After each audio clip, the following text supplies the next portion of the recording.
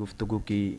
ہم پر امید ہیں کہ آپ کی اس گفتگو سے پاکستان میں نہیں پوری دنیا میں ایک محبت کا پیغام جائے گا، لوگ اتحاد کی لڑی میں پروئے جائیں گے۔ ہم آپ سے یہ بات جاننا چاہتے ہیں کہ مناس راجپوت برادری متحد ہو کے یہ باڈی تشکیل دینے کے بعد آپ ملکی لیول کے پہ فلاح بہبود کے سلسلے میں آپ کیا پیغام دینا چاہتے ہیں؟ آپ ملک کی کس طرح خدمت کر سکتے ہیں اور کس طرح کر رہے ہیں؟ دیکھیں جی، آپ نے بڑا اچھا سوال کیا ہے۔ سب سے پہلی چیز یہ ہے کہ ابھی ہماری مناس برادری کافی دہائیوں سے جو ہے کافی ہمارے مناس بھائی جو ہے مختلف چھوٹے چھوٹے بلاکس کی صورت میں، چھوٹے چھوٹے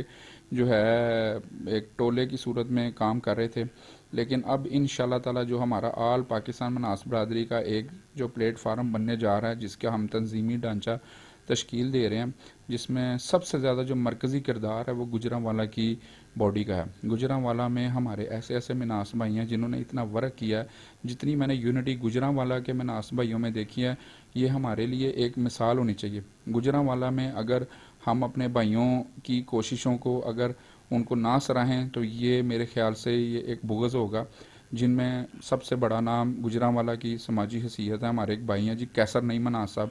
وہ ایک کمزور طبقے سے حالانکہ ان کا تعلق ہے، لیکن اس کے باوجود انہوں نے برادری کے لیے اتنا کچھ کیا ہے، برادری کے دوستوں کے لیے اتنے جلسے کیے ہیں، اتنے اجلاس کیے ہیں، اتنی میٹنگ کی ہیں۔ انہوں نے تقریباً کوئی کئی دہاتوں سے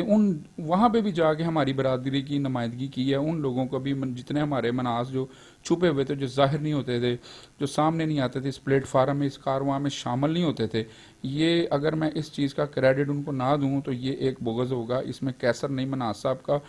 بہت اعلیٰ کردار ہے۔ اور اگر اوورآل دیکھا جائے، اوورآل دا ورلڈ، اوورآل دی پاکستان، تو حاجی اشرف مناس صاحب سعودیہ والے، جنہوں نے صرف اور صرف اپنا مشن ایک یہ رکھا ہوا، پاکستان آنے کا مقصد یہ تھا کہ اپنی برادری کے لیے، ان کی فلاح و بہبود کے لیے جو ہے انہیں اس مشن کو لے کے چلنا ہے۔ اگر اس کارواں کے اندر میں اپنے بھائی مرحوم چودھری ادریس مناس صاحب اگر ان کا ذکر نہ کروں تو یہ بھی بہت بڑا بغض ہوگا۔ چودھری ادریس مناس صاحب کی کاوشوں کو مرتے دم تک نہیں بھولا جا سکتا۔ برادری کے پلیٹ فارم کو برادری کا گلدستہ بنانے میں، برادری کے اس گلدستے کو ایک تناور درخت بنانے میں جو کردار چودھری ادریس مناس صاحب مرحوم کا تھا، وہ کسی مناس بھائی کا نہیں تھا، ٹھیک ہے۔ اور میری سب مناس بھائیوں سے یہی درخواست ہے کہ یار امن، پیار، محبت سے ہمیں رہنا چاہیے، اور جو بھی فیصلے مرکزی سپریم کونسل کے ہوں گے، مرکزی سپریم کونسل میں کوئی بھی ہو سکتا ہے، میں تو اپنی برادری کا ایک ادنا سا ایک کارکن ہوں، ایک ادنا کرنے کے لیے بڑے اہم آپ نے نکات متعارف کروائیں، اسپیشلی آپ نے یوتھ کو ایک اہم رول ادا کرنے کی تلقین کی۔ شراز مناس صاحب سے یہ جانتے ہیں کہ آپ یوتھ ونگ کے پلیٹ فارم تشکیل دے رہے ہیں، آپ برادری کے مختلف میٹنگز کر رہے ہیں، آپ اس میں نوجوانوں کو مخصوص کیا پیغام دینا چاہتے ہیں؟ جی، میرا برادری کے لیے، جو برادری کے نوجوانوں کے لیے سب سے مخصوص پیغام ہے وہ یہ ہے کہ سب سے پہلے آپ کو آپس میں متحد ہونا پڑے گا، ٹھیک ہے۔ اگر ہم سکولوں میں، کالجوں میں، جتنے بھی ہمارے مناس یوتھ جنریشن ہے، جتنی ہماری آنے والی جو نسل ہے، اگر ہم ان کو اپنا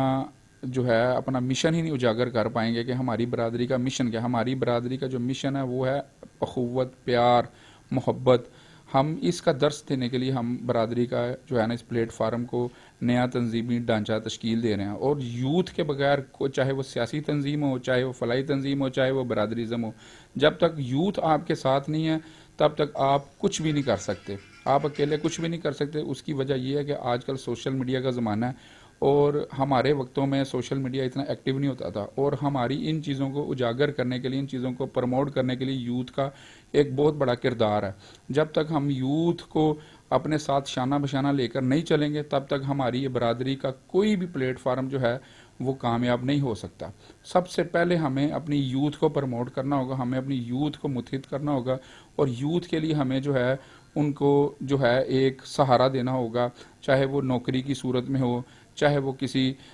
کاروبار کی صورت میں ہو، چاہے وہ کسی بھی سچویشن میں، اگر کوئی بھی ہمارا یوتھ کا کوئی لڑکا پڑھ لکھ کے کو اگر وہ جو ہے وہ بے روزگار پھر رہا ہے، یا اس کے پاس کوئی ایسا کوئی اس کا سدے باب نہیں ہے، تو ہمیں اس کا سدے باب کرنا چاہیے۔ اور بقایا جو ہے ابھی یہ کارواں ابھی تشکیل، یہ تنظیمی ڈھانچہ تشکیل دیا جا رہا ہے، ابھی تو یہ بگننگ ہے، تو آہستہ آہستہ ان شاء اللہ تعالیٰ جیسے جیسے جو ہے یہ کارواں اور یہ بڑھتا جائے گا، ویسے ویسے ہر بندہ اس سے مستفید ہوتا رہے کی آنکھ کا تارا شباب جس کا بے داغ ضرب ہے کاری،